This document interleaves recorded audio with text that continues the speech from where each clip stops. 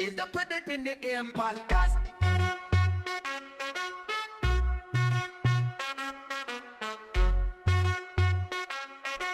This is the Put It in the Air podcast.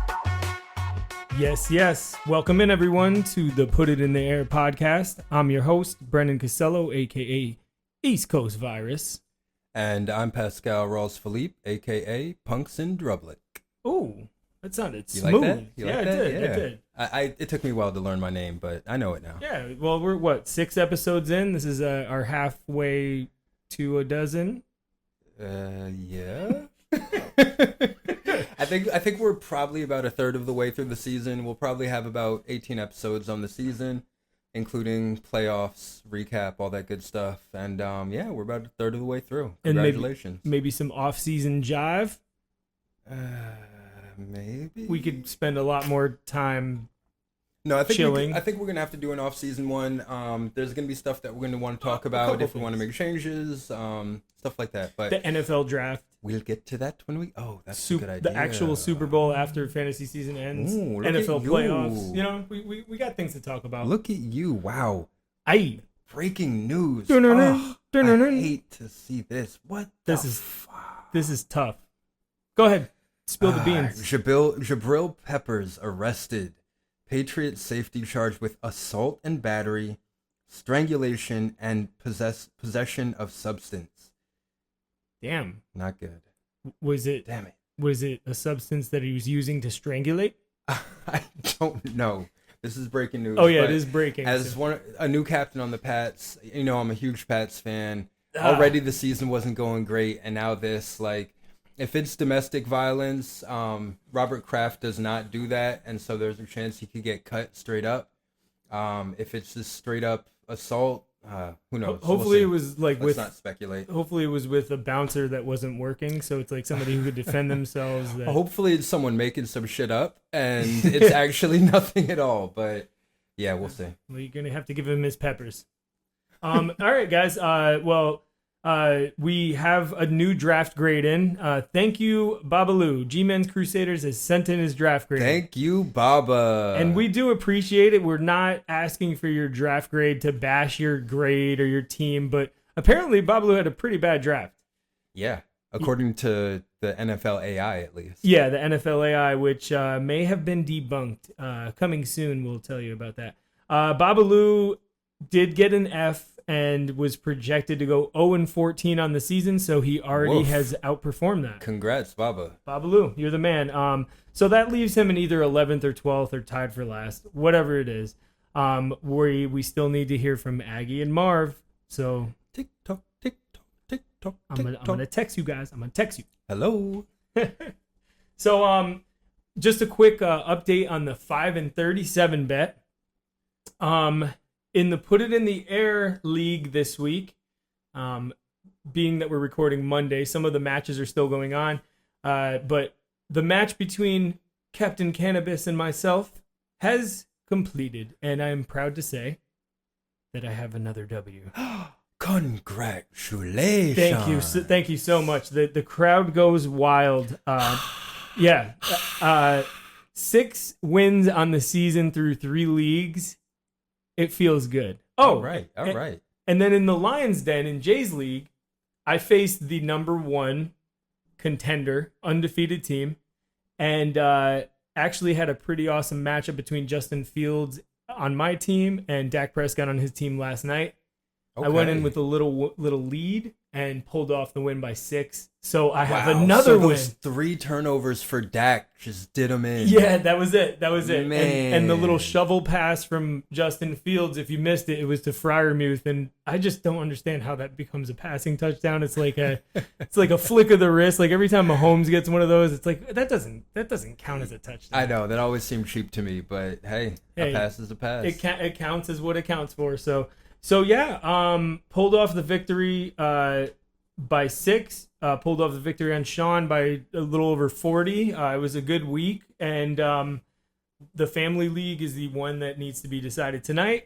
Basically, I'm hoping for Kareem Hunt to score under 14.4, which he can clearly do. We know this. Yeah, I mean, it's a crapshoot. He could easily put up more. He could easily go under. Yeah. So I guess we'll see if you can sweep the week. Yeah, we'll see if Samaje P. Ryan and Carson Steele can help me out. I know Clyde Edwards-Helaire has not yet been activated from the 21-day window, or he has been activated from the non-football injury list, but his 21-day window is open. They decided he needs another week of practice. So it's nothing injury-related. It's a mental situation. So that could come in to bite some of Kareem Hunt's share, but not this week. All right. Well, it looks like Colin might not be winning this bet. You're already at seven wins. 7 wins. You only need 2 wins the rest of the year to knock Colin off of his perch. Well, that would pay Colin. That would get Colin the money. Just 2 wins. Well, just 2 wins, but so hopefully we get one tonight. I have a feeling that you can get more than 2 wins over the next 14, 13 weeks. Yeah, I mean it's looking pretty good. Pretty excited. So I hear you. With that being said, guys, let's move along into our next segment.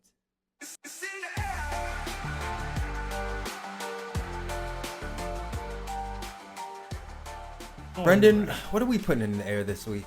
Well, I have a good question. The question of the week of the season is, we have a podcast. Why don't we have any guests in the podcast? Whoa. Guests? For the podcast? Yeah. That's a good idea. I mean, we're already 6 episodes in. Like, do you think it's probably time we put on a guest? Yeah. I mean, you know what? I think we should do it this week. Let's do it now. Let's just pull it out of our back pocket. All right. I agree. Let's just pull it out right now. All right. So we want to welcome in a special guest today. We've got our official commissioner on the line, and we're gonna introduce you to him and give him some quick fire questions. So welcome in Billy Duncan, aka Steal Your Face Mask. Hey guys. Thanks for having me on. Welcome. Of course, man. Yeah, you know you had to be the first guest, being the boss and everything. So, what's going on, man? How you feeling? Feeling good. My record doesn't show it, but I think my season's gonna start picking up in terms of wins. I got a solid squad, and otherwise, life is good. That's probably what Colin's thinking right now after he put up the ridiculous, awesome performance he put up after starting 0-4. Yeah, I just saw that. A little scary. Yeah. Well, every week it's, This season is like that. There's a lot of parity. I think that this is the most even season we've had maybe in a while. We just need your team to step it up, Pascal. I mean, I'm about to be in last place, and I've already gotten a top score, so I think that's a good sign for our league overall. That is a good point, yeah. Well, this is all about Billy. Let's not talk about Colin and Pascal and myself. Billy, what's up, man? So we're just going to ask you about yourself and let all the listeners know what the word is. And, to start, where were you born? Where did you grow up? And where do you live now? Would you tell us a little about yourself? Yeah, sure. I mean, I feel like most of the guys in the league know me pretty well, but born and raised in Fairfield, Connecticut. Well, I guess technically born in Bridgeport. Lived there the majority of my life. Just recently moved to Texas about 3 years ago. Loving it out here. I mean, Texas has some really great parts about it, some not so great parts about it. I'm sure you can guess what I'm alluding to. But life is good, man. Got a grown family, happy family, and a great job. So, couldn't ask for more. That's beautiful, man. That's great. When's your birthday, Billy? Miss you. Oh, yeah. Birthday is actually coming up November 29th. It's a couple days after Thanksgiving. Actually going to have Frank come up the week after my birthday, come visit, do some drinking, see some sights, eat some tacos, Oh, that's awesome, bro. Yeah. And you're an 84 baby? What's that? You're an 84 baby? 83. 83. Yeah. Old as fuck. Oh, man. Yeah, Pascal's 84 and I'm 85, right? If I'm not mistaken. Yeah, I'm the youngin'. Bill, did you play football in high school or college by chance? Yeah, I played football my freshman year of high school. Started most of the season, but gave it up after that. That 1 year, no reason in particular. Actually, for a particular reason, they wanted me to come back early a couple weeks before the end of summer, and I said, "Fuck that." So that was the end of my football career. Yeah, I know how that is. I kind of avoided playing football in high school because it was 5 days a week, and I wanted to hang out with my friends. So that's cool though, man. Year and senior year, but yeah, it was a lot. So who's your favorite team and why? Favorite team's got to be the Giants. Just born baby. into it, man. You know, it was my dad's favorite team. Shit, he even died bitching about the Giants. Had a fucking heart attack going on about how much the Giants suck. a little morbid, but you know, this shit runs in the family. Hey, that's hardcore. Yeah. That's a good reason to be a fan, you know. And the Giants are awesome also, so that's also a good element of it. At least you're not a Patriots fan. I mean, we can only deal with one in the league. They're the worst. Yeah. Well, they're not the worst, but we'll find out who you think are the worst shortly. Yeah, and I'm recruiting the next generation of Giants fan. I got my son a couple Giants outfits. He doesn't know heads and tails, but, you know. Nice. Get him started young, man. Yeah, man. He's going to be a big boy, so he'll be playing football sooner rather than later, especially out here in Texas. Good stuff, Yeah, man. no That's the place where football players are born, right? Like, what about what franchise are you least fond of, to put it nicely? Oof. You know, it's always been the Patriots. Just not my team. Wow. I mean, I got nothing but respect for the legacy of Bill Belichick, and but you know, the other guy. Yeah, the other guy. Is in one way or another responsible for all of your championships, and you have the audacity to say anyone other than the Cowboys, Redskins. Yo, there was another AFC East team that gave us our flowers before the Patriots. The Bills hooked us up the first time, so. True. You guys are responsible for the last two, or at least allowing us through. That hurts, Yeah, Billy. but I mean, if it's not the Patriots, it's obviously the Eagles. You know. Okay.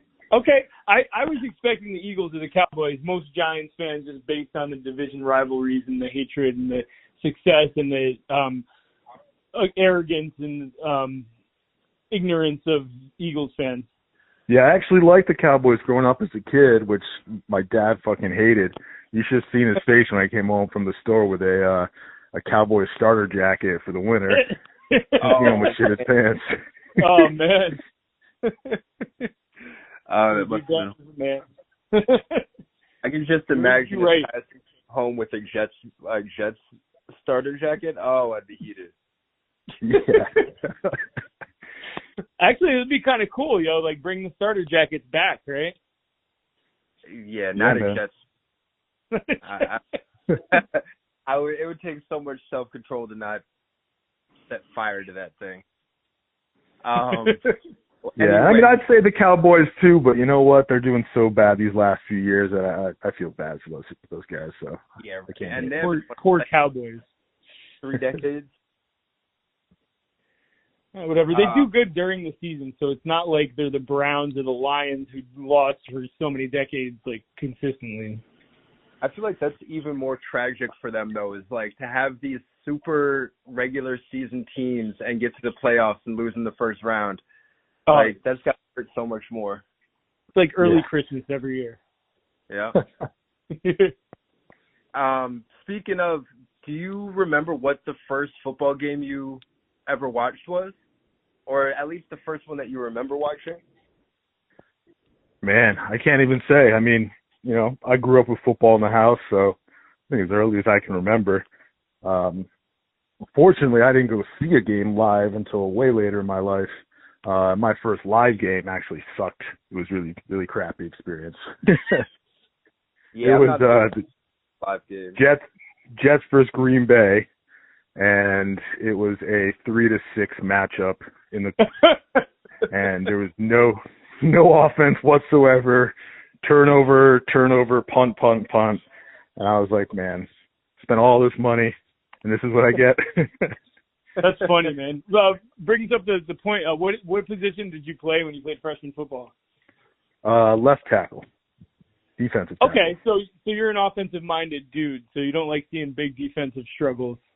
I mean, No, I at said least defensive early tackle. on. Huh? I played defensive tackle. Oh, you did play defense. Okay, all right. Yeah. So, maybe. No, so I mean, I got an appreciation for defense, but offense is what's fun. That's true. Yeah. But in our older age, like those defensive battles start getting more and more interesting. Not when it comes to fantasy, though.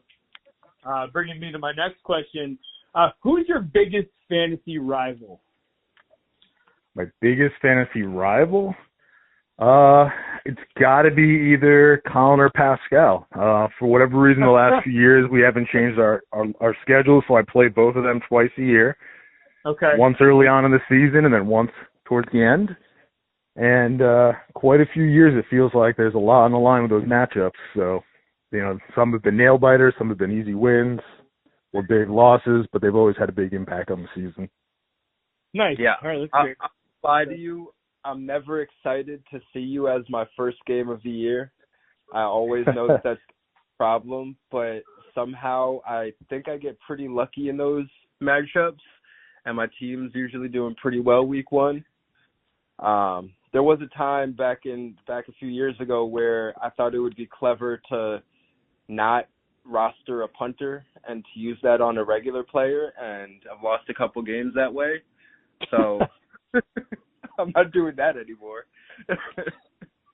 No, but you know what? If you do have confidence in your team and you, whether intentionally or unintentionally, lose the first couple of weeks, it puts you in a good waiver spot. So, long run, that might actually have helped you out before you finally gave it and picked up a kicker. Maybe last year with all the gems that were on the waiver wire last year, this year it seems like it's really kind of thin so far, Yeah, we had an okay waiver last week. I think it helps that people are dropping players that they shouldn't have dropped, like Tank Bigsby and Dante Cam Greenway. Akers. And I picked up Tank, so I'm happy about that. I didn't start him this week, but seeing 25 points on my bench and the guy's got a future, not too disappointed in that. Don't talk about points on your bench. Yeah, you know about that, don't you? Yeah, I do. Speaking of players, if you were to target one player this season to trade for, who would it be? Trade for? That's tough because I don't think there isn't any single one player. Starting my season, I kind of punted drafting a tight end, and as you guys have been talking about week after week, that position is really thin. So some of my strategy was getting a bunch of running backs and hoping that I could trade into a top-tier tight end.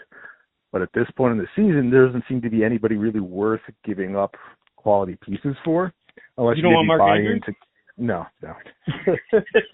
I mean, maybe you can buy into Kelsey having to come back, or what's his face, Hawkinson, or whatever, how you would say his name. He's coming back from the pup pretty soon. Maybe he, starts putting up some points second half, or Laporta maybe gets it going. But at this point, I'm not looking to trade for any of those guys. You're better off streaming in somebody. Yeah, and otherwise, my team's looking solid all the way through. My bench isn't super deep, but I'm really happy with my flex spots being two pretty outstanding wide receivers. So, they're not going to give me points every week, but I can expect a solid 10 plus every week. Yeah, Garrett Wilson and Amari Cooper, man. I even was about to offer you a trade for one of those guys and someone else this week. We'll talk about that later, of course. Well, you'll listen because we're going to talk on the podcast about that. But all right, good, Bill. That's cool, man. That's really it for getting to know you. Now we're going to kind of just test your brain, and we're going to need to pick up the pace and give you some quick fire questions. We'll go back and forth, fire off your answers, And yeah, we'll see how you do under the hot seat, or on the hot seat, in the hot seat. All right. So Pascal, you fire it up. Start it up, man. All right. So we're going to start this section off with start, bench, cut for one Super Bowl game. We're going to give you 3 names. You have to start one guy, bench one guy, and cut one guy. So we're going to start out with John Elway, Steve Young, and Ben Roethlisberger. All right, so I'm cutting Big Ben. I would start Elway. Yeah, I think that And your best rounds it Steve up. Young. Yeah. Jason Young. Wow. All right, next we got Tom Brady, Joe Montana, and Patrick Mahomes.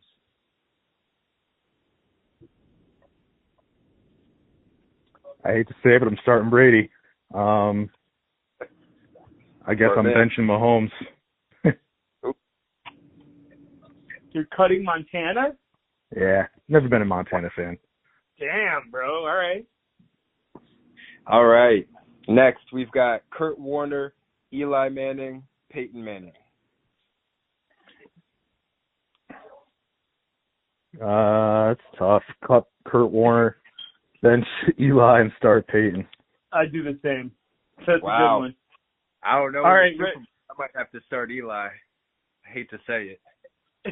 I mean, he's got some clutch performances, but he's also been a little erratic. And also, are we talking prime? You know, then maybe it's a little different, but I don't know. I'd start Peyton over Eli any year.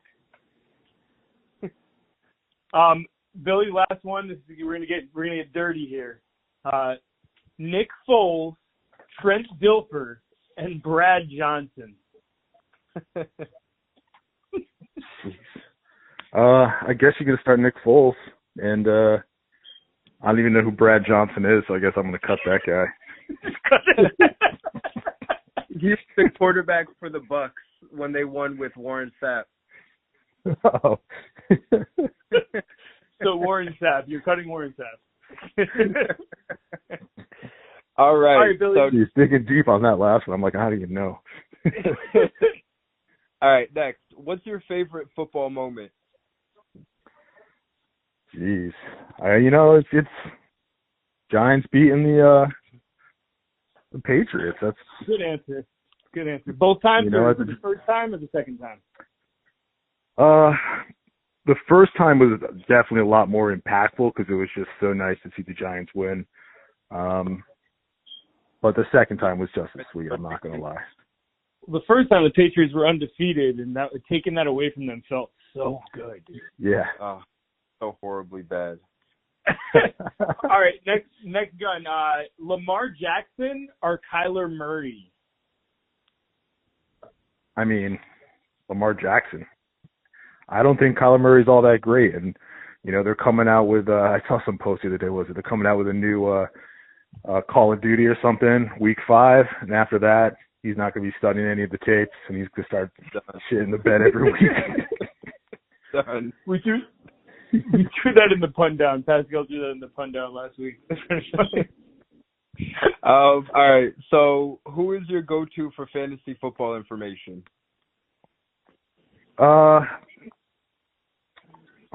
That's tough. So I like to kind of cross-check across a bunch of different platforms. Fantasy Pros is always a great go-to because they like to aggregate rankings. Number Fire can be okay. Fantasy Sharks. There's a bunch out there. I feel like the market's a little oversaturated with advice nowadays, but there's good stuff out there. All right, good stuff. What's your rookie of the year pick? I mean, if Neighbors comes back and he's healthy, I think he's got a good shot. But Harrison's looking pretty good as well. Didn't have a great week this week, obviously, but I think he's got a bright future. Nice. I was almost certain you were going to say Jaden Daniels because that's I the thought easy route. I'm surprised he didn't get love. Yeah. All right. Why do we have that twice? All right. What's Yeah, the we have best that team in twice. the So- NFL right?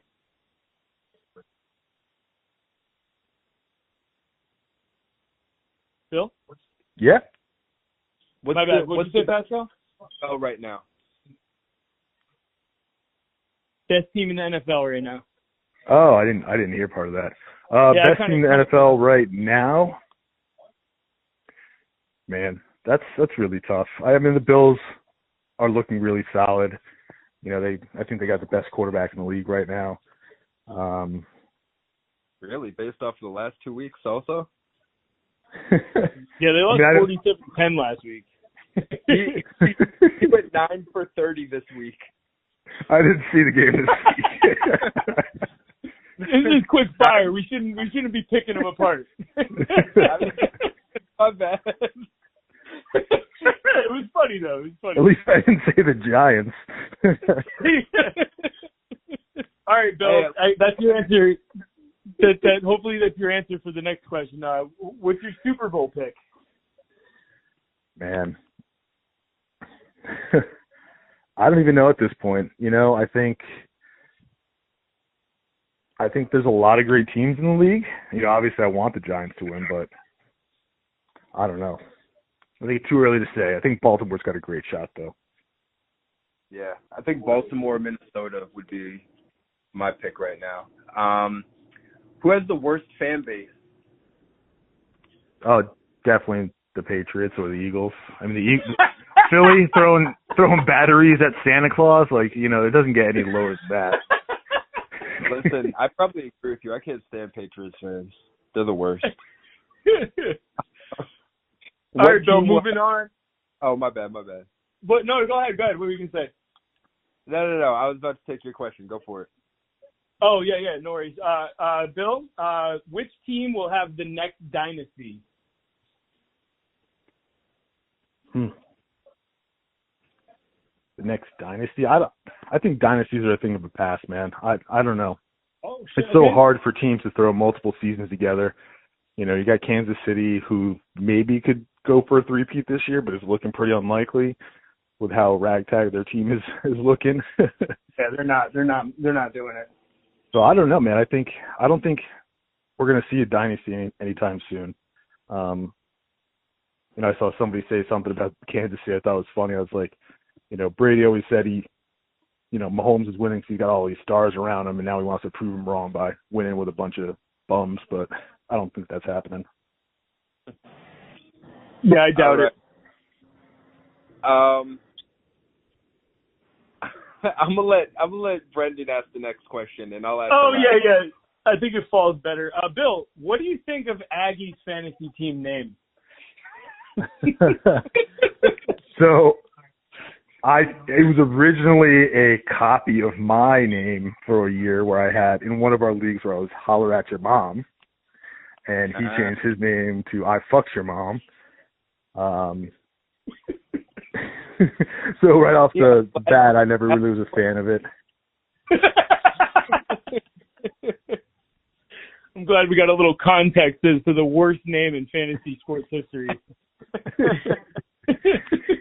So it was unoriginal and not creative right from the start. Good. All right, Bill, last question. Would you rather fight 1,000 cockroach-sized Mike Longfellows or one Longfellow-sized cockroach? Oh, man, that's a scary-ass cockroach. I'll go with 1,000 little cockroaches that look like Mike Longfellow. You would be able to kill them all and not feel bad about it? I mean, it's not like I'm killing Mike Longfellow. But if they look like him... They're little human Mike Longfellows. They're the size of a cockroach. They're just like half the size of him. Sorry, Mike. We were trying to figure out who to ask that question about, and we thought Mike would probably be the best sport. So shout out to Mike for having a good sense of humor. Man, now I'm going to have nightmares about giant cockroaches. Yeah, dude. What's up? Billy, dude, thanks so much for joining us, man. That was awesome. We definitely will see you again this year. you could definitely come back on the show. Maybe we can even get you live on an episode. Hope you're enjoying what we've been doing. And yeah, absolutely, man. The only one thing I would add, guys, if I do look for a trade, I'm maybe looking for a running back. I got a bunch of good wide receivers. So if anybody out there is in need of a receiver or two, got an extra running back, hit me up. Say no more. I have 7 running backs on my roster. We could talk. Yeah, just not DeAndre Swift. Okay, all right. I got other guys. All right, Bill. All right. Appreciate you, man. Good luck to the season, and we'll talk.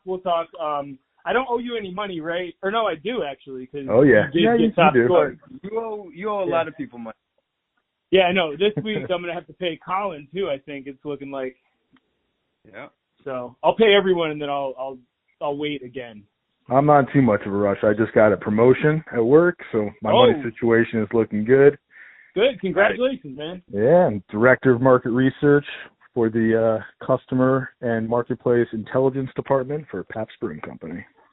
Oh, that's so awesome, man. Congrats. I didn't even know that. That's awesome, dude. Yeah, just got it last week. Damn, Bill, you must. How's the air up there, bro? You've been climbing the ladder for years, bro. You're killing it. Yeah, life is good. San Antonio's treating me right. That's good to hear. Dude. Well, we're gonna have to talk fantasy basketball in the coming week. So. True, we may need some extra players. I think last year there was a lot of inactivity, so I've been even debating whether I'm going to do it again this year. But I'm open to talk. You must do it. You have to do it. I must. I've got 3 of the 5 championships. You cannot close this on me. You're gonna find a new group of people to play with. Yeah. No, we'll gather some troops. So yeah, anybody wants to play fantasy basketball, reach out. We'll talk to you all guys later. Thanks for joining. Put it in the air, Bill. Hey, keep up the good work, guys. You're doing some good stuff. All right, thanks brother. All right, later. Talk to you soon. All right, man. That was nice to hear from Bill, man. It's been a while. Yeah, thank you, Billy. That was really great. We appreciate you coming on the pod. I know that we can be a little difficult at times. But... Yeah, and thanks for the shout out. We do appreciate being appreciated. So thanks for listening and showing your appreciation. Yeah, and Billy is, I think, the only one who has commented on the videos, and he's done it. Colin did? Okay, yeah. Sorry. I need to give Colin his credit. Billy has commented multiple times on the videos, so appreciate that. To the rest of you bums, comment, like, and subscribe. Yeah, and that'll bring us to our next segment. Dude, what happened? Football happened. Did it? Yeah, let's start. A fair amount. We had some bye weeks, but it was a good week. Yeah, 4 teams off, and then we have a game tonight. All right. So starting out, let's do it. Bucks Falcons.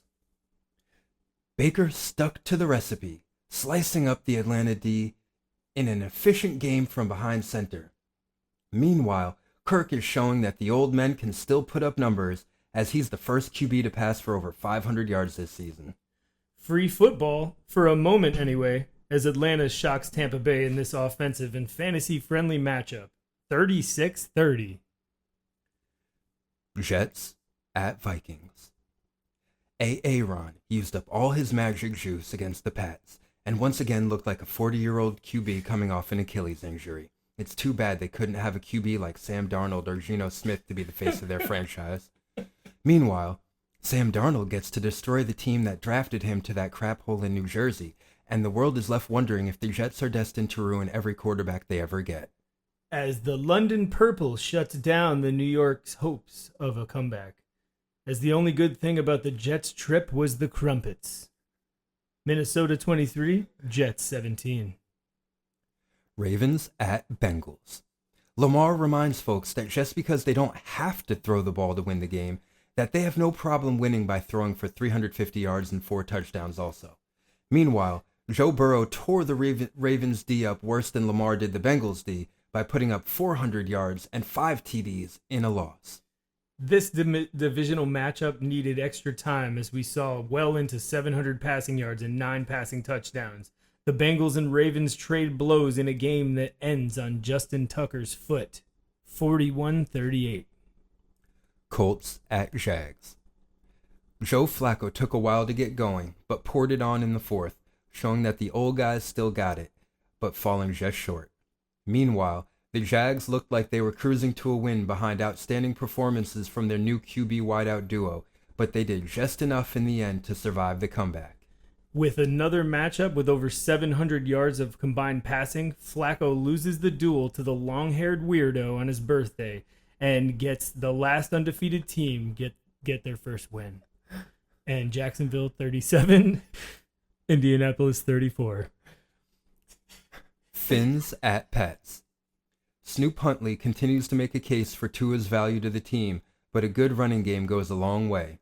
Meanwhile, the Jacoby Brissett is playing better, but it's not good enough to beat one of the worst teams in the league, which makes New England a candidate for the number 1 overall pick. And both starting running backs leave banged up as this bottom-of-the-barrel sludge fest ends in Miami's favor, 15-10. Browns at Commanders. I don't know what Browns fans have done to deserve their fate, but it must have been bad, and trading for Deshaun Watson just hammers that truth home. Meanwhile, Jaden Daniels didn't have the best throwing day statistically, but he made the right throws when they were needed and ran around like he's being chased by third graders. Yes, Jaden Daniels' completion percentage comes back down to earth, but Washington doesn't slow down as they dominate Cleveland in every aspect of the game. Washington 34, Cleveland 13. Bills at Texans. Josh Allen is back to reminding folks he's overrated. Meanwhile, the Texans have trouble finishing drives after Nico Collins goes down with a hammy, but do just enough to win. Houston gets gifted the game-winning field goal opportunity as Buffalo looks like they're just playing another game of Madden. Houston 23, Buffalo 20. Panthers at the Bears. The Red Rocket comes crashing back down to earth, while Bryce shows some pop in mop-up duty. Meanwhile, the number 1 overall pick is looking like he deserved that draft position and dicing up the team that is responsible for how good the Bears are. As the young star dims the light of the old star, as Chicago puts Carolina's face in the mud, 36-10. The Raiders at the Broncos. Gardner taketh, Gardner giveth away, and the Raiders should be playing for draft positioning to take their next QB.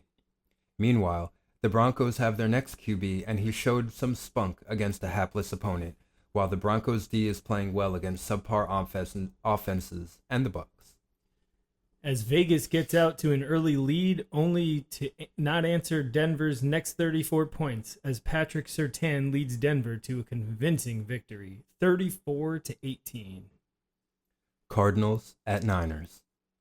Kyler opens the game scampering like a Boston Terrier for 6, celebrating his TD at the 45-yard line with 4 defenders still in front of him, and had a little magic throughout the game. Meanwhile, Kyle Shanahan will likely join the likes of Jeff Fisher, John Fox, Dennis Green, and Marty Schottenheimer as long-tenured coaches with no Super Bowl, particularly because of his inability to protect a 2-score lead in the fourth quarter. Kyler runs, Ayuk comes back from break. Both defenses show out as Arizona seals this one with a kick and a pick. Arizona 24, San Francisco 23. Packers at Rams. Green Bay is happy to be back in love as Jordan made his living off big plays to his receivers and tight end. Meanwhile, the Rams offense looks good without their star receivers, but just can't do enough to win. Love manages a great game as McKinney manages to keep LA at bay. Green Bay 24, LA 19. G-Men at Seahawks. Those Jersey boys get solid outings from their not-so-superstars on offense, and a blocked field goal at the end to secure the dub. Meanwhile, the Seahawks thought throwing the ball 40 times and running it 11 times was a good idea. As Big Blue starts from behind with a questionable defensive score, only to put the exclamation point on the game with their very own defensive score. Giants dominate 29-20. Boys at Steelers. Pascal forgot to write this one, so now he's just going off the top of his head, and it sounds like this. Unfortunately for the boys, that's about how it looked when they played too. Luckily for them, they were playing Justin Fields and the Steelers, so it didn't really matter. Dak and the boys somehow survive the epic defensive performance put up by the Steelers and pull off the W with their literal last effort. Cowboys 20, Steelers 17. And we have the New Orleans Saints and the Kansas City Chiefs to look forward to tonight. Should be a good matchup. Yeah, it should be fun at the very least. You know, the Saints are up and down, but the Chiefs aren't that great, so we might see a pretty good game. Might be close. Yeah, the Chiefs have a lot of banged up guys too, and why don't we get into some banged up guys? Injuries. Hey, So- whoa. Injuries are still taking their toll. Right now, let's see. We're looking at Tua will probably be back after the bye. They need him. David Njoku came back and then left right away. Went That's- from an ankle injury to a knee injury. Not great. That really sucks because he got like the first catch for the Browns for like 14 yards, and I was facing him in one of my leagues, and I was like, "Oh God, here we go!" And I drafted and dropped him because of the previous injury, but then he was out just like that. I mean, it was tough. So Joe Mixon, who we were thinking might have been able to come back week 3 or 4, is still out with his ankle injury. It looks like there might have been a setback. He was practicing, then he stopped practicing again. So if you got Mixon or Akers, you want to check what the practice report's looking like Wednesday and Thursday to see if there's any chance he'll be back this week. But it's not looking good, folks. I heard he was hanging out with McCaffrey on the Giants yacht, that infamous yacht that. Took the team. no playoff yacht. Yeah, the Odell and Sterling Shepard and no bueno. yeah. Don't go on yacht trips right before your playoff game, folks. No, don't do that. All right. So then speaking of, we've got Christian McCaffrey. Hey, It's looking like he might be back somewhere in week 8 to 10. I think that he started his ramp up, but it's a pretty slow ramp up. We're talking, 3-4 weeks. Plus when he gets back, there's a high re-injury risk. So got to see how the 49ers are doing. They're losing games here. So they might want him back early if they still have a chance at the playoffs. If they keep losing over the next few weeks and it's not looking good, maybe they just let him fully recover and look towards next year. yeah. But gotta keep an eye out for that. There's still a high re-injury risk once he does get back. I think there's So- like a fine line, like a good window. Like if they're doing really well, they're not gonna get him back till later, and if they're doing really bad, they're not gonna get him back just to not risk him. Right. So they gotta like find that sweet spot, like maybe just over 500. I for the next imagine few they games. want him. Imagine they want him fully healthy. So I would think that they would go on the longer end of that range, considering there's high re-injury risk. AJ Brown looks like he'll be back this week. Finally, I like him. Rashid Rice. Yeah, I love AJ Brown. I hate the Eagles, but I love him. See- And I actually like Jalen Hurts. I like the Eagles players. I just hate the I don't know if you stupid know helmet. about the AJ Brown Patriots connection, but the Patriots were his favorite team growing up. And in the draft, he thought that there was a good chance that they were going to draft him. Instead, they drafted N'Keal Harry. Oh, Yeah. damn. AJ Brown was on camera bawling, crying his eyes Aw, out because he man. didn't get drafted by the Patriots. That's sad. And here we are. And he's a superstar. And N'Keal Harry is probably playing in Canada. Yeah, something like that. Yeah. I'm sure. Ugh, it kills us every time. All right. Rashid Rice, still waiting on tests, but it looks like it's probably a season-ending injury. But, there's optimism because they still haven't said anything about his ligaments. I guess we'll see over the next week or two. But It's kind of fishy. It's not looking great. It's but kind of weird to not. yeah, this is know- an odd scenario. Normally, when they're not giving out info like this, that means that it's good info, right? No news is good news, but I don't know. It just doesn't seem like that's the case this go around. Maybe it's something contract related or something, but let's not speculate. No, I don't think. All right, Anthony Richardson. It looks like he'll probably be back this week, but his playing style doesn't make you feel good. Bench your Colts receivers. And then we've got our new injuries of the week. We've got Nico Collins re-aggravated his hamstring injury. Probably a 2-weeker. But depending on the severity, he could be back this week. So you got to look at the practice. He might be a game time decision. You're just gonna have to look out for that. He seems like a G. I'm sure he'll be back. Devon Achane is out with concussion, but they're on bye this week anyway, so it doesn't make a difference. Probably won't miss more time than the 3 quarters that he missed this week and those wonderful 3 points that he gave me. Yay! He can hang out with Tua and Yeah, Tua will probably be back after the bye also. they could play Call of Duty with Kyler Murray. So we've got Aaron Jones went out with a hammy. It's high re-injury risk once he gets back, but he'll probably only miss a week, probably maybe 2. Probably be back week 7 or week 8. We've got Xavier Legette, went out with a shoulder injury. Common suggests it's a mild injury. He might not miss any time.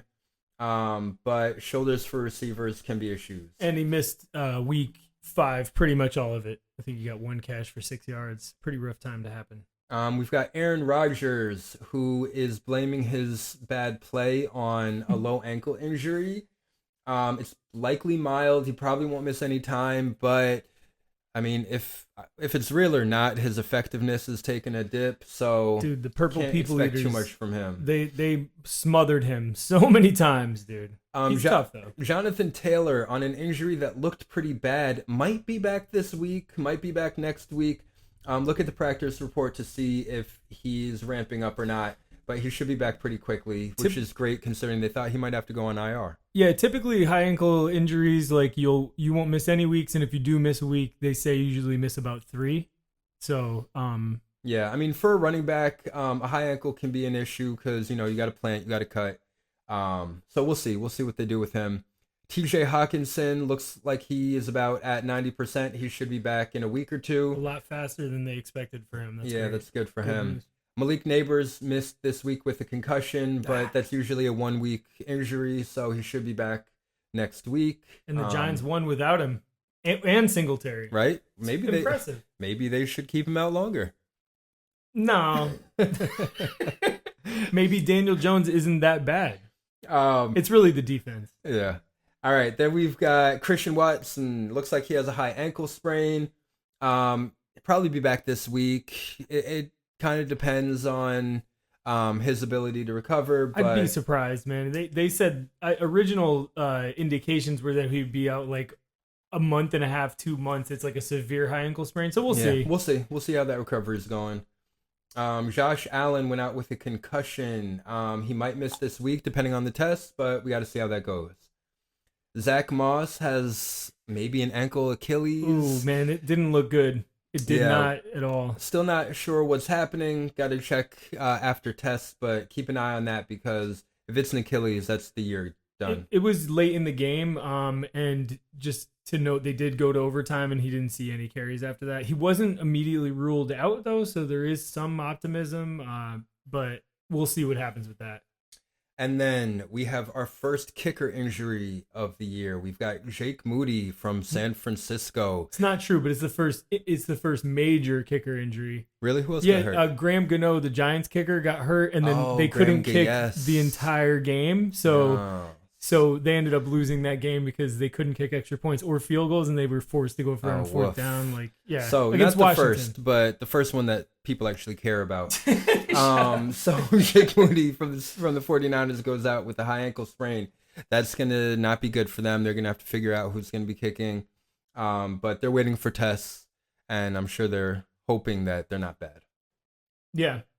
And that is our injury rundown for this week.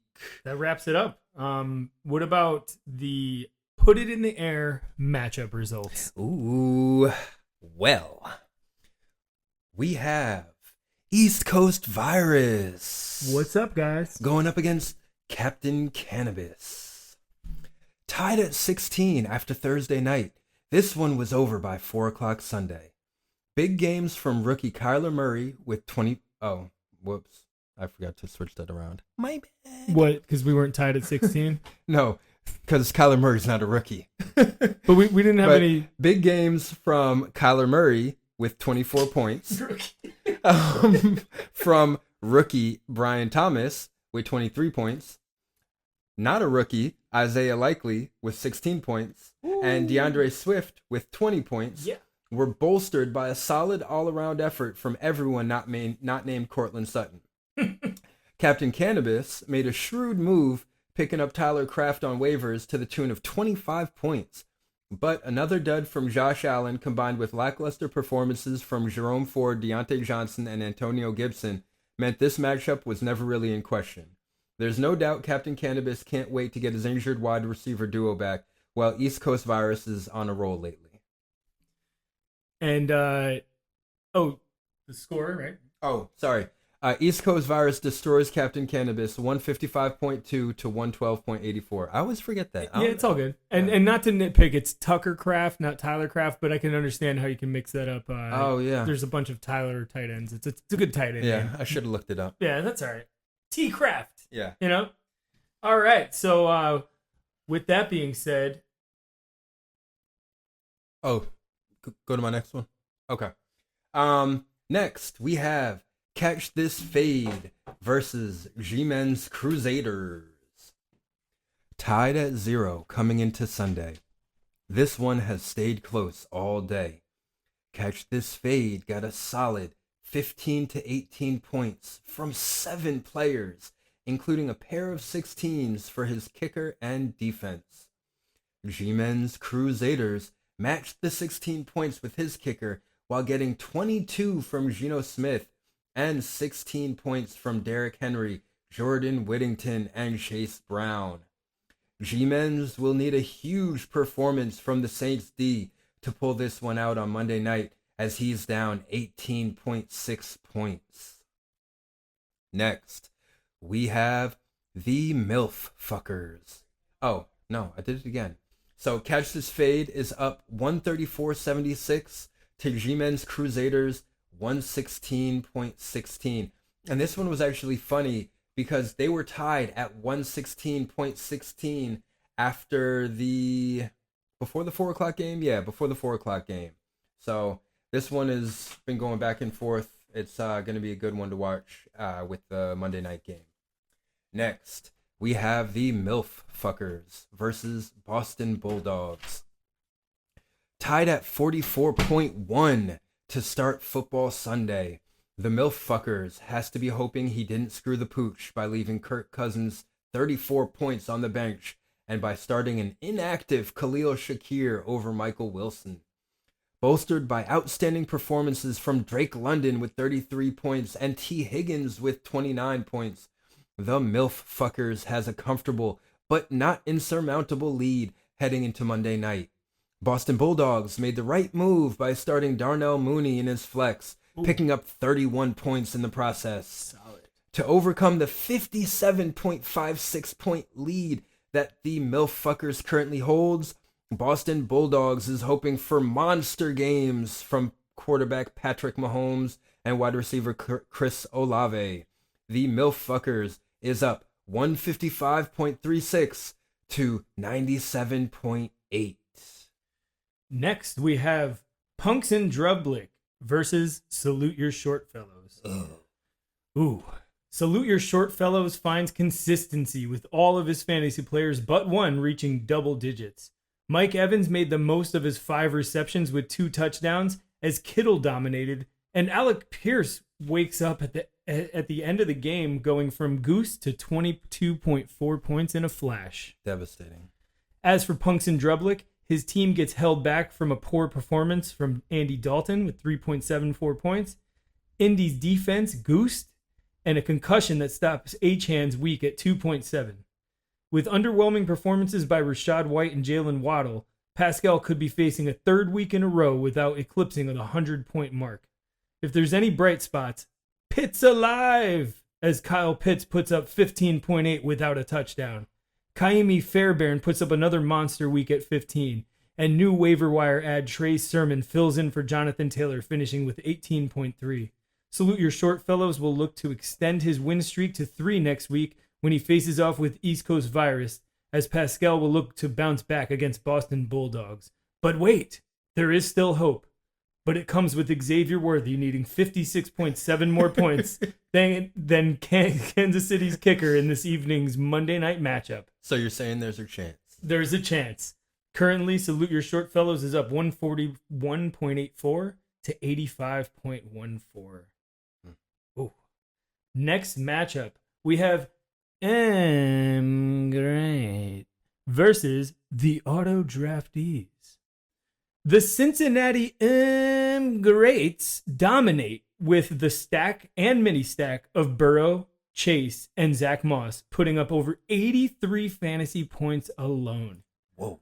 Colin adds Cam Akers with 12.7 last second, and he proves to be the filler he needs. Turns out he didn't even need to put up a player in that slot. With 20 with 20 plus performances, with 20 point plus performances from Ayuk and Bowers, Colin is looking to hammer down the top scorer of the week as he takes claim to the top score on the season with 176.28 points. The Auto Draftees has a bundle of lackluster performances out of Tank Dell, Miami's defense. Also, Aaron Jones and Jake Moody were forced out after hot starts. He did have a superstar performance from DJ Moore with 27.5 points, but it just may not be enough as of now. Frank will have to rely on a 66.3 point game from Kamara this evening as Colin leads 176.28 to 109.98. If anyone could get 66 points, it's Alvin Kamara. That's I'll true. just say that. He remember that Christmas Day game where he scored 6 touchdowns. And our final matchup, Steal Your Face Mask, today's guest, versus Aggies team. I fucks your mom. Aggies team. I fucks your mom. Agrawald's team. He fucks your mommy. Steal Your Face Mask gets started off hot with Garrett Wilson returning to form Sunday morning with 29.1 points. As Steal Your Face Mask's running back depth avoids the same problem Aggie has, as Algier and his 5.8 was his only option. Ooh. This wasn't the only dud on Aggie's team this week, as he gets terrible performances from Jerry Jeudy with 2.6 and Deebo Samuel with 3. Oh, no. Lamar outperforms Daniels, as this one will be decided this evening with Aggie's Travis Kelce versus Billy's Kareem Hunt and a 32-point lead. If Dollar Bill can hold on, he will look to hand catch this fade their first. Oh, I'm sorry. He will look to. He will look to. Yeah, that's not. Oh, I'm sorry. No, it is right. He will look to hand catch this fade their first loss of the season next week, as Aggie will look to bounce back against Captain Cannabis, also coming off a loss. I'm glad we know how to spell cannabis. Yeah, did I spell it wrong? Yeah. Okay, good. Steal Your Face Mask 126.42. I fucks your mom 94.42.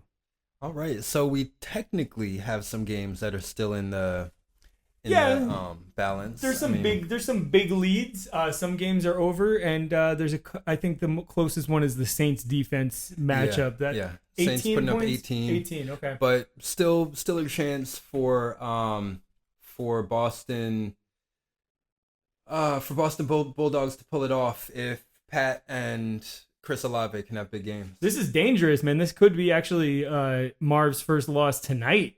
I mean, it really depends. The Saints D has to really go in on the Chiefs, and we're talking Pat Mahomes here, so it's not a done deal. But so in order to actually have Mahomes throw 3 interceptions, he has to throw 6 because there will be flags on the other 3.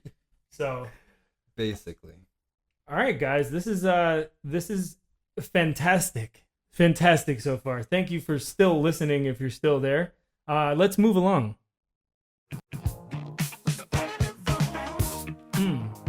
Yes, the Superlative Rundown. Welcome to the Superlative Rundown. This week's top performers, as of right now, so far, would go as of follows. So the top quarterback of the week thus far would be Kirk Cousins and his beautiful 500-plus yard performance. Bravo. 34.36 fantasy points. On the bench. Imagine he ran. Speaking of running, top running back of the week, Tank Bigsby with a 25.9 burger. That's what I get for dropping him. I knew I should have kept him. He is a hot ad this week, I'm sure. No, Billy's already got him on his bench. Oh, he does. Yeah. All right. Well, in other leagues, if he's available. Top wide receiver. Welcome, Jamar Chase with an outstanding 41.3 points. Well done. That little sling pass that turned into a 70-yard touchdown pass, his second of the game, was just incredible. I mean, the dude's fast. I know Colin was like crushing everything in his apartment in celebration. For the second week in a row, tight end Tucker Kraft. The guy's taking over the position. Well done. 24.8 points with a 2-touchdown performance. Yeah. I was actually really excited that Isaiah Likely scored 2 touchdowns, and then Sean said, hey, watch this. The kicker of the week, this is interesting. There's a tie between Younghoe Koo of Atlanta and Chase McLaughlin of Tampa Bay. And the funny thing is they played each other. On Thursday night. They negated each other out. Yep, and there was a fantasy matchup that they faced each other. So it was a really interesting situation there. Yep. And no other kicker could eclipse that. And it's funny that they scored 16 because at one point before the 4 o'clock games, they were tied at 116.16. Oh, I saw that. I was like, what the heck, man? Yeah. A lot of ties this week, like Yeah. at break points from the games. It was pretty surprising. Yeah. All 3 of the games that I broke down were tied after Thursday night, despite only one of them being 0-0. Yeah, that is really interesting. I'd say, besides Sean and my matchup, there was no tie in that. Yeah, I mean, and the big surprise was that there was a tie at 44.1. Like, yeah, how does that happen? No, I think 116.16 is even crazier, dude. No, that one was good too, but and after the early games, like that, all surprising, shocking. And then for defense, welcome again, second week in a row with 22 points again. San Francisco looking like they're back to form, so that's really good. Bravo. Yeah, very nice. All why right, don't you go this into week our largest margin of victory so far. We'll see if Kamara has anything to say about that. Is great, leading the auto draftees by 66 points. Whoa. Yikes. Our closest matchup this week is Catch This Fade, leading G-Men's Crusaders by 18.6, which should come closer. Next, we have To Give Them Their Flowers, which I don't think will be beat this week, which, great, is going to take home with 176 points. Damn. And the wet fart of the week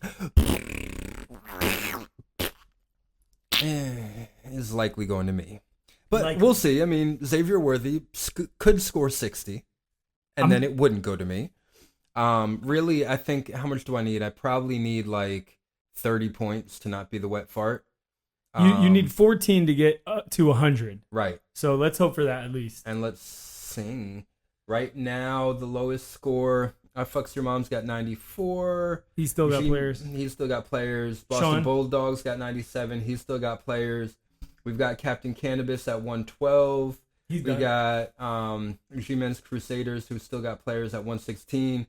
So, yeah, I'm probably going to have to put up like 30 points to not be the wet fart. So, I'm going to get prepared to change my underwear.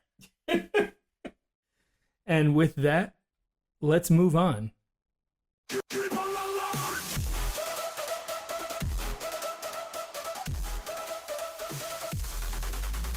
Oh, man. Yeah. It just hits. Yeah, brother. All right, guys, it's the keeper alert. Just to do a quick inform. Let's see. Okay. We might have a technical issue. Hold tight. Oh, the battery's almost dead. Great. Usually we try not to mention these things, but we like to do our podcast raw, We don't really do too much editing. So for injuries, the current injuries of players that are keepers that are still injured from week 1, we just have Puka Nacua. From week 2, we still have Isaiah Pacheco. There are no week 3 injuries that remain for our keeper players. Let's see. Jonathan Taylor last week, still out. And then this week, we saw the unfortunate injuries of Nico Collins and Devon Achane. As for benched keepers, it looks like Babalu and I had benched our keepers. Babalu benched Raheem Mostert, and I benched Mark Andrews. It proved to be the right move. We'll see if Babalu's case proves the same. Keeper of the week, Drake London, with an outstanding 33.4 points. So, loving that. Let's hope that he's back soon, because that dude's a stud, and I think he deserves to fight Malik Neighbors for the overall number 1 receiver position this season. We'll see, though. And we'll run through the winners and the losers. I'll start with the losers, or you want to start with the winners? Might as well start with the winners once I get this plugged in. Yeah, let's plug it in. We always start with the winners. I was just trying to buy you some time. All right. This week, starting with Salute Your Short Fellows. Winner! CJ Stroud put up 15.9 compared to the 17.4 expected. And George Kittle put up 20.4 compared to the 12.4 expected, for a total 6.6 points over expected. Most likely winner. Next, we have Catch This Fade. Most likely a winner. James Cook put up 17.9 compared to 12.7 expected, and Nico Collins, before his injury, put up 15.8 as compared to his 17.3 expected. That is a total 3.7 over expectation. Nice. Who you got next? Next, we have East Coast Virus. Official winner. Kyler Murray put up 24.1 compared to the 17 expected, and Mark Andrews put up 9.5 over the 6.4 expected, for a total 10.2 over expectation. Nice. Next, we have Steal Your Face Mask. Winner. Jonathan Taylor is hurt, so he put up 0, expected 0. Kyron Williams put up 15.5 under a 16.5 expectation, for 1 point under expected. Next, and last but not least, with his first time on the winners bracket, we have Great, Almost definitely a winner. who has Brandon Ayuk putting up 22.7 Whoa. over a 12.7 expectation, and Isaiah Pacheco on IR putting up nothing for 10 points over expected. Your mom's a winner. All right, guys, now to go to the fun part of the segment where we talk about the losers. Did I forget someone? Oh, did you? 3, 4. Let's see. Did you talk about Scott? No. No. All right. Well, So we've got Brock Purdy, who put up 13.6 as compared to 17.69. And we've got Drake London, who put up an outstanding 33.4 over 13.6 expected, for about 16 points over expected. Oh, because under and over. Under and over. You're Sorry, right. Scott, but you're a winner. Winner. Probably. Most likely. Unless Mahomes and Olave say otherwise. All right, guys. Now it is time for the losers. We start with Punksin Drublick, You loser. with Rashad White putting up a measly 9.6, which is actually only 0.37 under his expectation. And then Devon Achane only put up 2.7, which is 11.5 under his expected range, leaving Pascal's team at about 12 points under value this week. Woof. Captain Cannabis You loser. had Puka Nacua, who's still out, so he evened out once again. Next, we have I Fucks Your Mom. You loser. That's right. You lost. Debo Samuel with a very underwhelming 3 points, which is 10.3 under the expected. And Zay Flowers showing out with 19 fantasy points, which is 7 points over his projected value, losing Aggie about 3.3 points under his projected value. And then next we have the auto draftees. You loser. Alvin Kamara to be decided. He has a projected value of 16.4 tonight. And DJ Moore with an outstanding performance of 27.5 fantasy points over his 14 points over his projected record, leaving Frank at plus 14. And next we have the G-Men's Crusaders. You probable loser. Probable loser, but a chance to win as he puts Raheem Mostert. Nope, sorry. He put him on the bench with 11.8 points. 3.6 points over his projected value, which is nice. And then Sam Laporta was on bye, so you got away with that one. And last but not least, the Boston Bulldogs. You probable loser. Probable loser with Breece Hall putting up a measly 6.7, which is 8.8 points under his value, and Dalton Kincaid putting up only 5.4, which is 5 points under his expected value, leaving Jay with about 13.8 points under expected value. Breece Hall has probably got to be the most disappointing fantasy player of the year so far, right? We really will have a segment like mid-season of kind of giving like mid-season awards and dunce awards and stuff. So I will say this: the Broncos and the Vikings have really good defenses, so maybe that has more to do with it than anything. But plus he started off the year pretty hot. I mean, he had some good performances. 18, 24, 18 first 3 3 weeks. There's a lot of players that through the first 3 weeks sucked, and they're starting to hit their stride, like Ayuk, yeah, good Pittman. point. But of keepers, Ayuk, I would say, is probably. But this week he killed it. So Right. So yeah, moving along, guys. Straight out. This is our segment 3 and 8. 3 and 8. 3 and 8. 3 and 8 is the projected record of Babalu, hopefully, at this point. No, I'm kidding. You'll get more than 3 wins, I think. So yeah, we're going to talk trade away and trade for.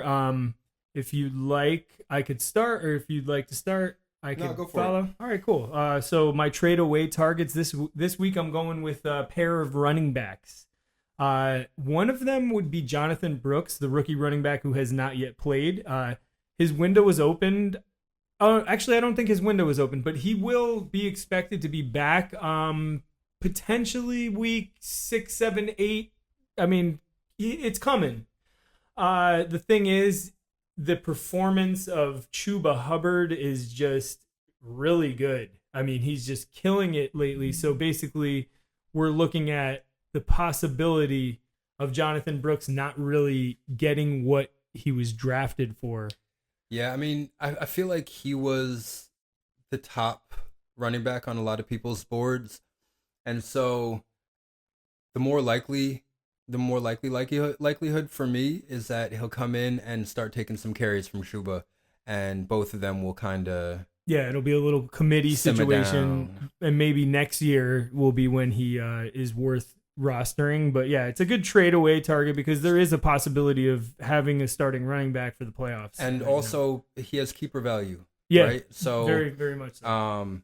It's worth considering that. Like, listen, someone like me, for instance, if I keep losing, then I need to start thinking about keepers for next year. Yeah, and then you could unload some heavy players. Someone valuable, yeah. Brian Thomas is on the board. So. Ooh la la. Is he really after this week? Yeah, I mean, for the right stuff. My other trade away candidate would be Zach Charbonnet. Zach Charbonnet came in and filled in for Ken Walker. In terms of fantasy value, he did his thing. I didn't really believe in it just because the yards per carry wasn't looking that good. And then Kenneth Walker came back last week and just dominated. But so trade away, would anyone want to trade for him? I mean, the fact that Kenneth Walker, came back, dominated, then had another questionable tag. There's that risk of re-injury that we worry about. And then this week, Walker put up about 12 fantasy points and change. So you're saying that whoever has Charbonnet should try to trade him to you? I don't want you're the only one who's going to have value. I mean, Yeah, that's true. Yeah. He's not the best trade away value, but I think he's got some value, so he wouldn't be my straight drop pick. Okay.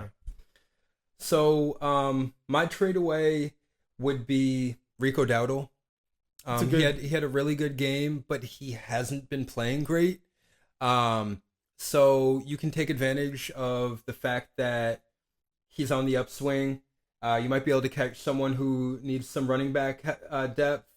So far, this is 2 weeks in a row in double digits. He put up 13 points last week, 19 points this week. His carries keep on going up. This is 2 weeks in a row with double digits. The first week with 20 carries. So it's capitalizing on the fact that he had a good week and that we're not really sure where it's going to go from here. It's a little bit of a risk because he could be the starting running back going forward and put up good numbers. But that's why you take the risk. You see if you can get someone that's an upgrade for one of your other players, and you see if maybe you get lucky. That's true, and he does have a crowded backfield with Ezekiel Elliott. There's even Dalvin Cook on that team, and then that dude Deuce Lipke. Vaughn. Yeah, Deuce Vaughn, and then their fullback Lipke or whatever is like the most utilized fullback in the league right now. I have to say Rico Dowdle. If anybody watched into the late hours of the night, the end of that game last night, man. Probably the best defensive play I've seen since the Lawrence Taylor days. Pardon me for forgetting the actual defensive back that came in and flew in like Superman to cause the fumble on the line. The Steelers killed it last night on that last drive, and then they, of course, lost the game on 4th down and goal. But Rico Dowdle could have been, with that point being said, he could have been at 25 fantasy points, and he would definitely be someone that running back needy teams would be looking for. So great trade away option. Now for trade fours, I'm going to give you some interesting names that you usually wouldn't see on here because they're typically always trade fours. One of them being Tyreek Hill. I mean, you could take advantage of the fact that Tua has been out these weeks and they are just performing like ass. They are so bad. It's terrible. I know they beat the Patriots. I'm not trying to rub it in, but no, it's too late though. It's too late to trade for Tyreek. You should have traded for him 3 weeks ago because Tua's going to be back. That's true. They're on bye this week. Tua should be back after the bye, and no one's going to trade away Reek when Tua's on his way back. Well, figure this out. If Tua comes back and Tyreek has an underwhelming performance, that's when you pull the trigger. That's when you go for him. I guess. I mean, I don't see why a Tyreek owner would do that. Well, I mean, for the right, you're not going to give him like but like no, an but injured player. You're going to give him something. A trade for guy. You're hoping that you can catch him on a discount, but no one's giving up Tyreek on a discount. Yeah, I mean, after 4, 5, 6 weeks, I mean, Brandon Ayuk was about to be on a huge discount. Tyreek Hill is not Brandon Ayuk. Brandon Ayuk is a top 10 receiver. And you really think that Colin would have given up Brandon Ayuk for pennies? No, but for like 90 cents to the dollar, probably. Doubtful.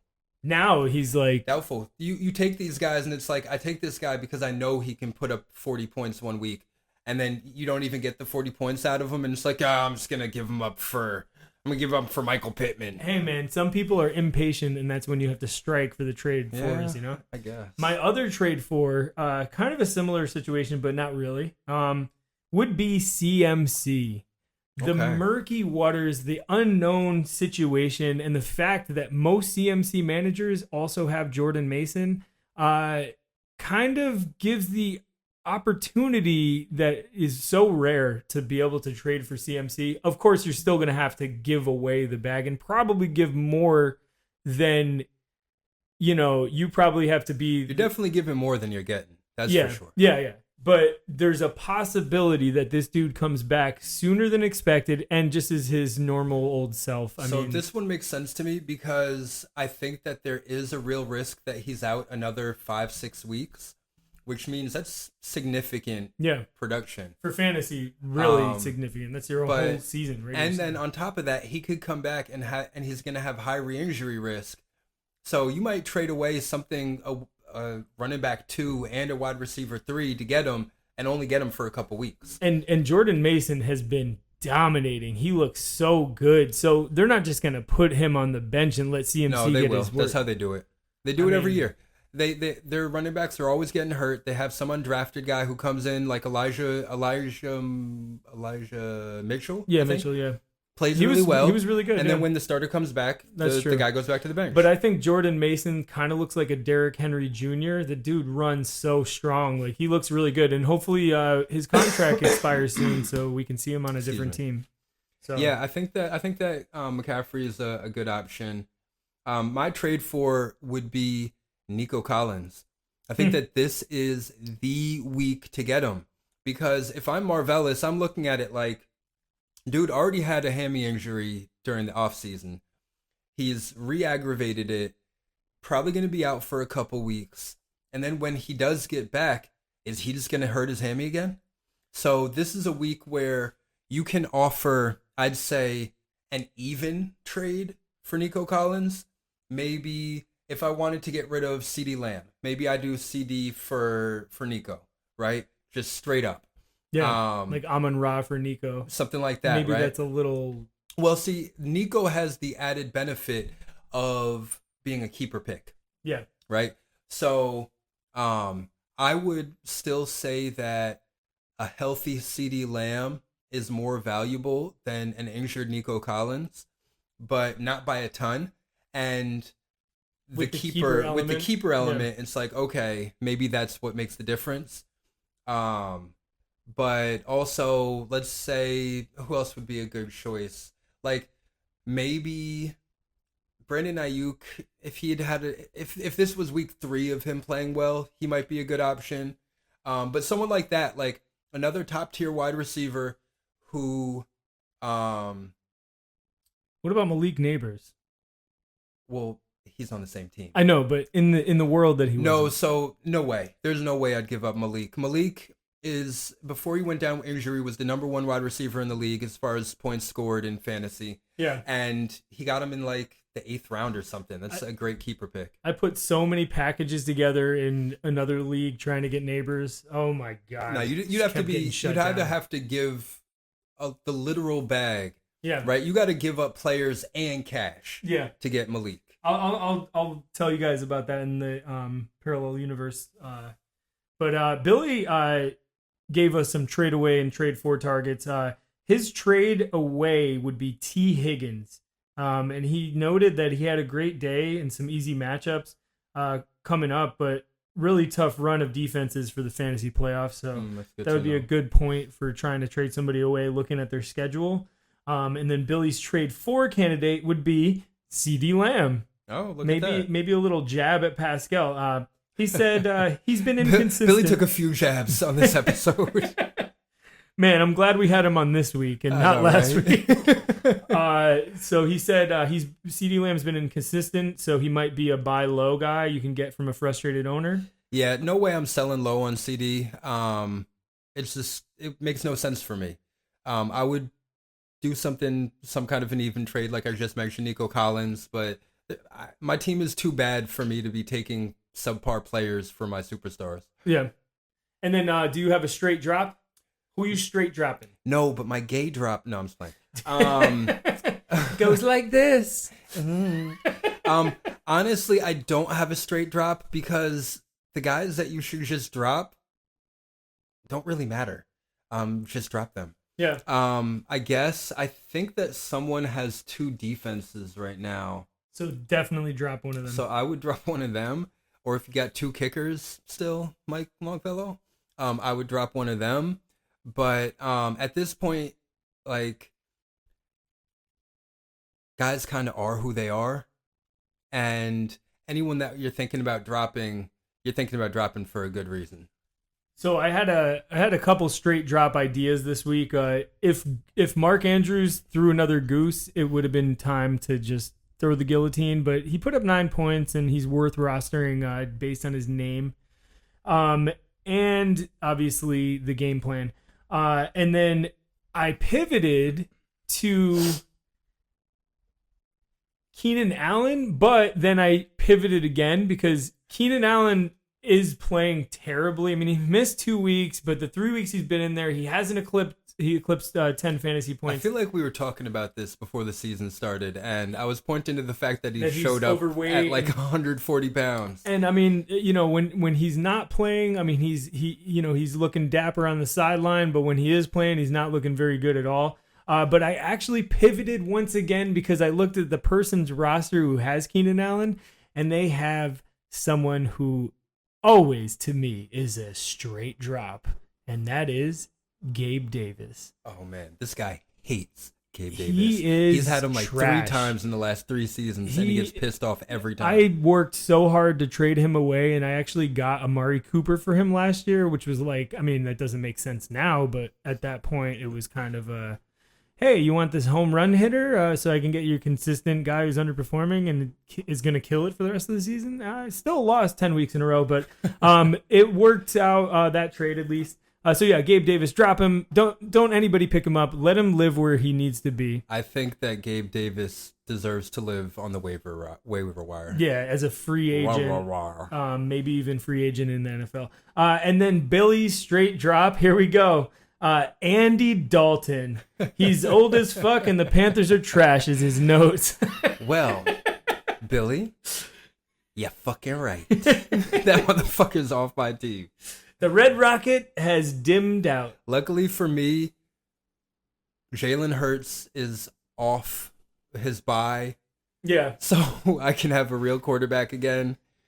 But he was yeah. really surprised that that's who you put in as your. I mean, as a 24 keeper. points his first week, 16 points last week. I mean,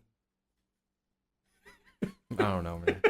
He did. He I think he's still gonna come back and do well. He's definitely Yeah, better. why should put up 30 points next week? Yeah. Yeah. I mean, he's he's Listen, the that's Gabe- just that's how my season's been going. I don't expect anything less. Like, yeah, he's the Gabe Davis of quarterbacks.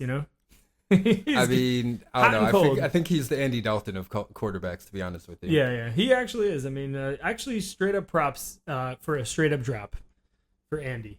Okay, now the trading block. We didn't really get too much info from players, although I know there was some trades offered through the league this week.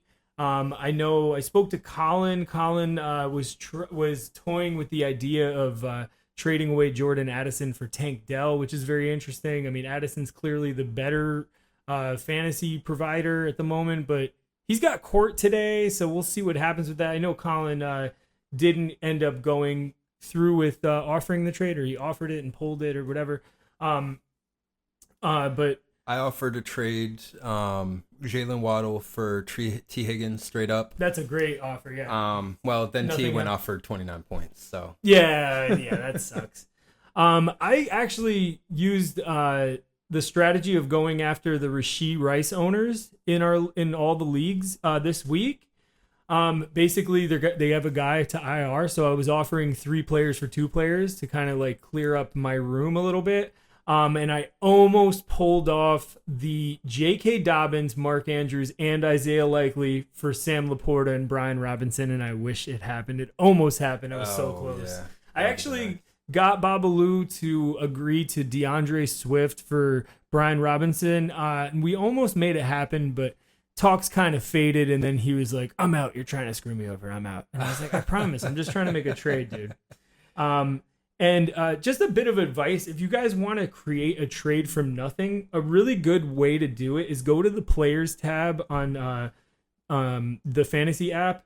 Don't go to specific teams. Just go to the Players tab, select all players, and stats, and then it'll list all the players from 1 and down, and just go down the list and find your hotspot. And you also have to be willing to deal anyone if you're not looking specifically for somebody to trade for, and then you find a target. Like last year, that's how I got the Amari Cooper trade. I was just scooping through, and I was like, who can I get for Gabe Davis? And I was like, written down the list and saw Amari Cooper. I'm like, that's it. That's the one, and it hit. So you definitely want to, if you want to make trades, that's a great way to go about it. Just look at the player list. So. Yeah, nice. So, cool, guys. You got anything else for the trade block? No. No. Okay. All right. Let's move along to freshman football. All right. So Put me in, coach. this week for freshman football, we had Marvin Harrison Jr. putting up 5.6 points. Malik Neighbors out with a concussion. Xavier Worthy playing tonight, putting up 65 points. Keon Coleman putting up 11.9. Rome Odunze putting up 9 flat. Lad McConkey on bye. Jaden Daniels putting up 19.7. Back to earth. Trey Benson putting up a goose egg. Ooh. Blake Corum putting up 4.3. Brian Thomas Jr. putting up 23.2. Put it up. Caleb Williams putting up 23.5. Best week yet. And Brock Bowers putting up 23.7. Hot damn. Our top rookies for the week were Brock Bowers in first place with 23.7, Caleb Williams in second with 23.5, and Brian Thomas Jr. in third with 23.2. Very nice. So looks like some guys are very consistent. I'm seeing a lot of, Malik Neighbors, Brian Thomas, Brock Bowers, Jaden Daniels, of course. These guys are performing outstanding weeks. Let's see Marvin Harrison bounce back. He had a really rough week. Yeah, Marv is not doing what people were hoping he would. But I mean, he's got time. You got the keys to the spotlight? Oh, there they go. I actually was looking for real keys to make a jingle sound. So yeah, the spotlight this week, we're going to focus in on Keon Coleman. Keon Coleman. Oh yeah, put that light on.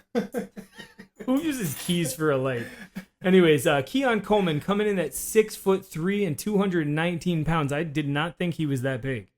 Born in Louisiana, he went to Opelousas Catholic High School, and then started off his college career at Michigan State in 2021 and 22, and then transferred to Florida State in 2023. One of those portal guys. Very interesting. Two really good They're colleges. all going to be portal guys soon. Yeah, no, that's true. So he was the first team All ACC last year in 2023. He was the third team All Big Ten in 2022. And he was a double threat. He actually went to Michigan State for football and basketball and played 6 games on their basketball team. And they have a pretty good basketball team. They're usually in the March Madness bracket of 64 or 68 or whatever. Buffalo drafted him in the second round with the 33rd overall pick, which is interesting. I mean, he was the first pick of the second day, if that proves right. And then it looks like Aggie drafted him in the 8th round, 87th overall. His fantasy... I just got some breaking news from Billy. He wanted to change one of his picks. We'll tell you soon. His fantasy output has not been good. He's not getting a lot of work. Week 1, he was 4 for 5, 51 yards. Week 2, 0 for 1, goosed. Week 3, 1 for 1, 24 yards and a touchdown. Still under 10 fantasy points. Week 4, 3 for 4 for 51 yards. And then this week, 1 for 5 for 49 yards and a touchdown. So it was worth it, and he finally broke 10, putting up 11.9. So we'd like to see Keon get some more work. So Josh Allen, could you do that for us? That'd be great. All right, perfect. Now, when it comes to rookies, we'll cover who we cover next week. Pascal, you got that rookie list? Yeah, man. Let's check it out. Next week we've got Lad Rome. McConkey. No, we did Rome. We skipped him. That's right. Lad Lad McConkey. McConkey. Mr. McConkey. All right, cool. So yeah, let's move along, guys. Next segment will be Market Watch. We need some sort of money and bells and all that sound. We'll bring it to you. So yeah, for the Market Watch, I'm gonna just start with Brandon Ayuk, and obviously the stock is rising for Brandon Ayuk. He finally put together a performance that Colin could be proud of. He was targeted like crazy. I actually didn't look up the amount of targets, but I imagine they are above a dozen. Well, let's see. Let's use the good old internet. Brandon Ayuk. So Statisticals. he 12 targets, 8 receptions, 147 receiving yards, and no touchdowns. What was his fantasy points for the day? 22.7. It's pretty good for no touchdowns. That's actually excellent. Yeah, it's so not bad. Brandon Ayuk stock rising. So the trade windows have closed. You're gonna have to pay full value for him now. Yeah, maybe. One person that I'm looking at is Jordan Whittington, the rookie for the Rams. He's good. Yeah, he's been playing well. Out of nowhere.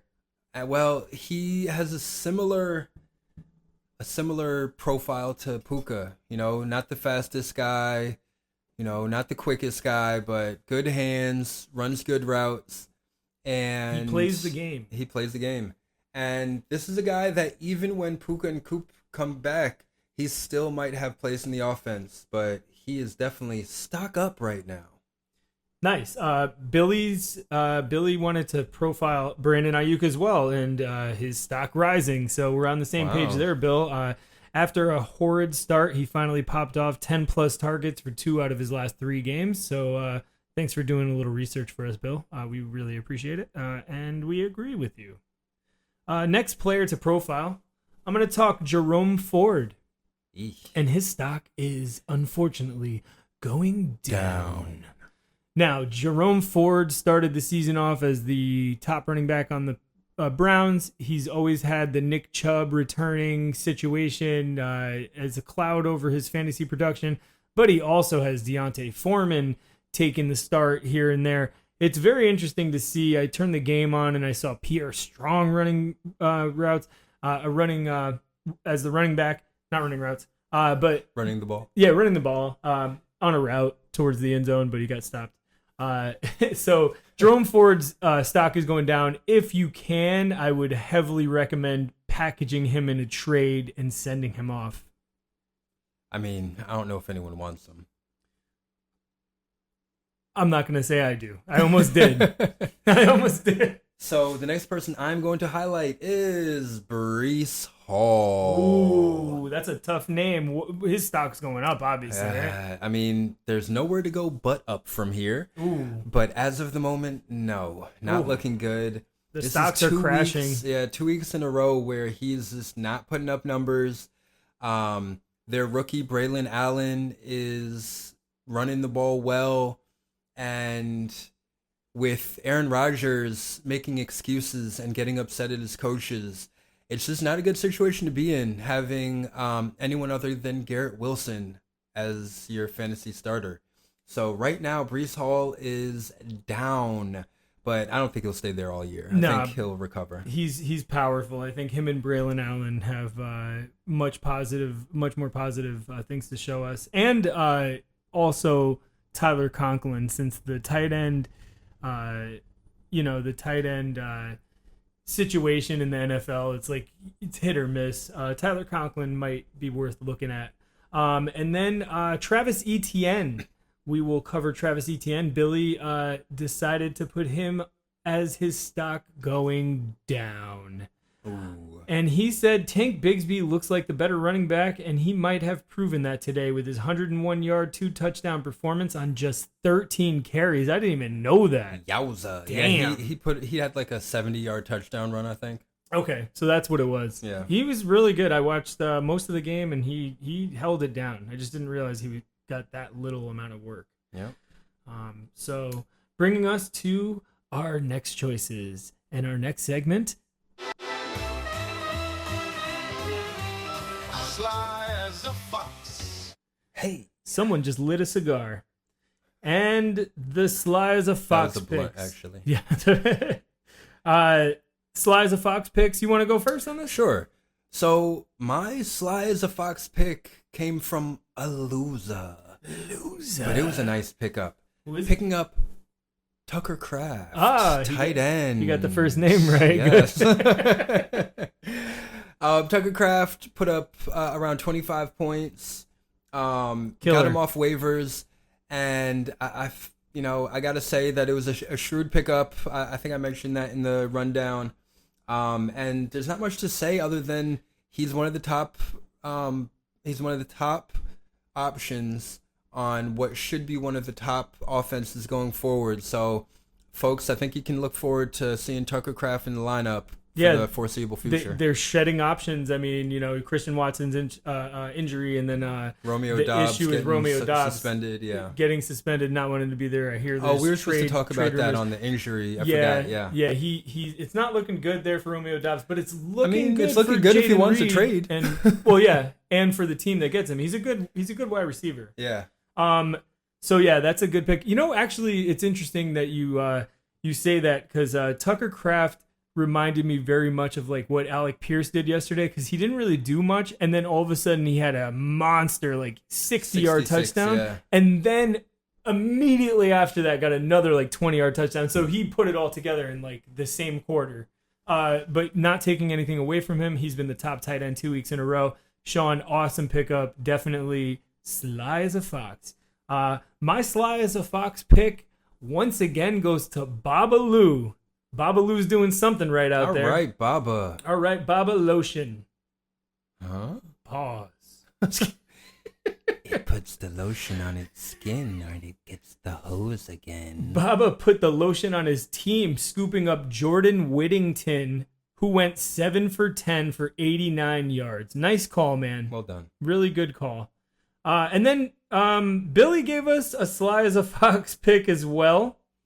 But he changed it. That was the breaking news information, and I have to find it now. He originally wanted to give it to Colin and myself for scooping up Alexander Madison and Cam Akers. More so, what are you guys doing, Sean and... Was it Scott? Or was it Longfellow? No, it was... I don't know. I don't know either. You probably should have looked it up. Yeah, I have it written down, but I deleted it because we needed to trim the episode. But all good. Basically, Billy wanted to change his sly as a fox pick to me. Hey, all right. Wow. For finally starting the right Baltimore tight end. Oh, congratulations. Thanks, you deserve Bill. that. Yeah. And for putting the right people in the starting lineup and not having them on your bench. I did bench Ramondre Stevenson's close to 20 points. Ooh, Yeah. all right. So maybe not that sly. But you know what? There wasn't really anyone I could have put him in for except maybe Cortland Sutton. Whatever. I won. It doesn't matter. It's all in hindsight. I'm just happy to not have 100 points on the bench this week.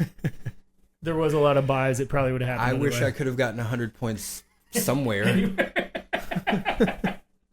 That's a good one. All right, guys. This week we will not be doing the game plan, so we're going to go right on ahead into a place beyond. A place beyond the pines. Parallel universe. The Parallel Universe. A look into other fantasy leagues that are parallel to ours. Quick rundown of what's going on here in the Lions Den and Jay's League. It was a matchup of all matchups this week with my team and the number one team, Rico's Roughnecks, our friend Eric. Really interesting. We had Fields versus Prescott in Sunday Night Football. Prescott won that draw by 1.5 points. We had Josh Downs. I had Josh Downs. He had Michael Pittman on the same wide receiver line. I love when that happens, when they're like right next to each other. They actually both, like in that league in the scoring format, almost the same. Downs actually outscored Pittman by 0.3. We had Xavier Legette against Deontay Johnson. Deontay Johnson scored 4.4, but it was 3.1 more than Legette because he left with injury. Terrible performance by everyone in the Panthers except Chuba Hubbard. And then we had Keyshawn Nixon versus Xavier McKinney, two defensive backs for the Packers. And McKinney had 2 picks. Nixon did well, but McKinney outscored him by 6.5. In the end, I took down the top-ranked 4-0 team led by great performances by DeAndre Swift, James Cook, and Roquan Smith of the Ravens, winning by 6. So I'm very excited about that. It was a tough matchup and went down to about 1 a.m. yesterday, so I watched it. And then in the family league, I'm really trying to get Malik Neighbors for my nephew. So he rejected me for Jaden Reed and Michael Pittman for Malik Neighbors. Then he rejected me for Jaden Reed and Jordan Addison for Malik Neighbors. Smart kid. And I didn't want to go further just because I was like, he's just going to keep rejecting me until I give too much. So I just kind of held it at bay. And that's where we stand. So All right. he's gonna keep Neighbors, so I would too. Yeah. So yeah, guys, we're moving along to our closing segments. We're gonna take a trip to the backyard or the side yard and visit the doghouse. So, do you want to start? Or you want me to start on this? I'll start. Okay. All right, go ahead. This week in the doghouse, I'm putting myself. Oh, It's a bad it's week. starting to get cold, man. It is. So luckily for me, I've been hit particularly badly by injuries. First, Tua went down, and that destroyed the value with my two Dolphins in Jalen Waddle and Devon Achane. Yeah. And then Devontae Smith and A.J. Brown went out, so obviously I couldn't play Devontae, and Jalen Hurts, his value just took a tumble. Yeah. It's tough. Luckily, there was some bye weeks, so Jalen and Devontae should be back this week, and then Tua should be back after their bye next week. Or no, they have their bye this week. So yeah, he should be back hopefully next week. Hopefully Devon Achane will be back from his concussion next week. Hopefully that means that my players get back to playing like they did. But meanwhile, I put in Andy Dalton, who gave me a whopping 3 points. Yeah. And who else crapped the bed for me? Yeah, Rachaad White just was not the keeper that I needed to keep, even though I've got him. CeeDee Lamb, 11 points. Thankfully, Kyle Pitts put up some numbers. Trey Sermon put up some numbers, but Jonathan Taylor will probably be back soon, so probably should have put in a waiver for Tucker Kraft instead of Trey Sermon, but it is what it is. Here I am, sleeping outside in the cold. Well, you got to look at it glass half full, because think about it. Colin had probably more injuries than anyone as of last week, and he put up the top score this week based on, you know, some of his depth, but it's also about pickups, man. So, you know, the positivity is on its way, I believe. I see you scoring over 100 starting tonight. Yeah, we'll see. And then for my sorry, I lost my place again. For my doghouse, I should just have this in my mind. Aggie, where are you, man? Like, we could use some of your fine shit talking. Or are you talking shit with that terrible name? Hashtag change your name. And then Billy gave us a doghouse pick, and it is also Pascal. Of course. He said win less since week 1, and somehow thought Dalton was his best bye-week replacement. I think he meant winless. Oh, yeah. Well, win less or winless. It's like tomato.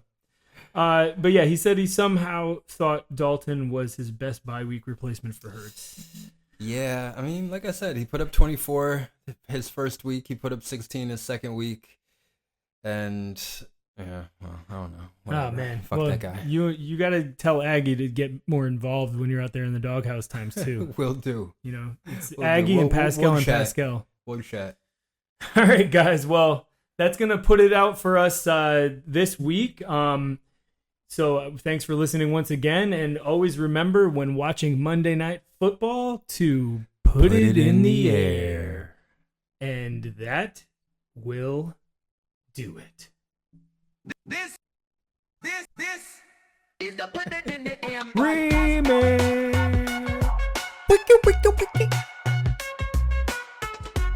So what's given, man? What's My fantasy team is booty.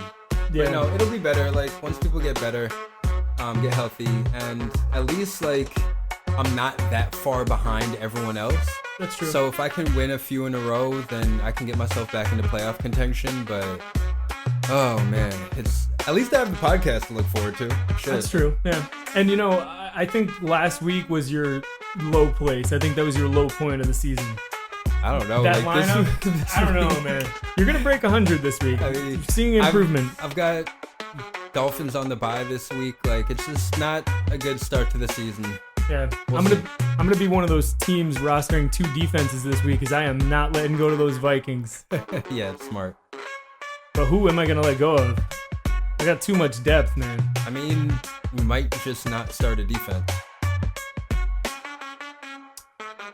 I need to win. And that's that, folks. We out. Peace.